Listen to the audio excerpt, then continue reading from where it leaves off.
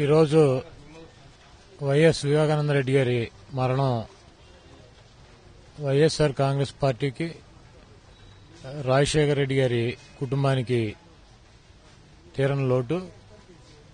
ఆయన మరణానికి చింతిస్తూ వారి కుటుంబ సభ్యులకి ప్రగాఢ సానుభూతి తెలియజేస్తూ ఈరోజు ఆయన మరణం మీద అనేక అనుమానాలను వ్యక్తం చేస్తున్నారు. ఆయన మొట్టమొదట గుండె నొప్పితో చనిపోయారని చెప్పి మొదట వార్తలు వచ్చిన ఆ తర్వాత ఆయన మీద దాడి జరిగినట్టు అక్కడ ఉన్నటువంటి పరిస్థితులను చూస్తే చాలా స్పష్టంగా అర్థమవుతోంది.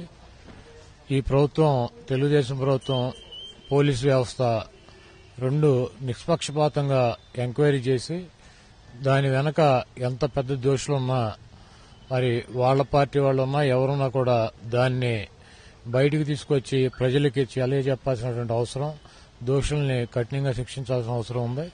వైఎస్ వివేకానంద రెడ్డి గారు చాలా మృదువైనటువంటి వ్యక్తి, అందరితో చాలా మంచిగా కలుపుగోలుగా ఉండేటువంటి వ్యక్తి. వైఎస్ఆర్ కాంగ్రెస్ పార్టీలో రాజశేఖర రెడ్డి గారి తమ్ముడుగా, జగన్మోహన్ రెడ్డి గారికి బాబాయిగా వ్యవహరించేటువంటి వ్యక్తి కాదు.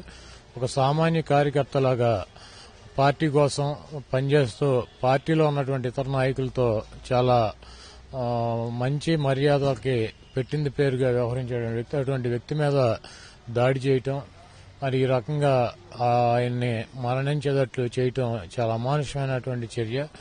దీన్ని తీవ్రంగా ఖండిస్తూ వారి కుటుంబానికి ప్రగాఢ సానుభూతి తెలియజేస్తారు.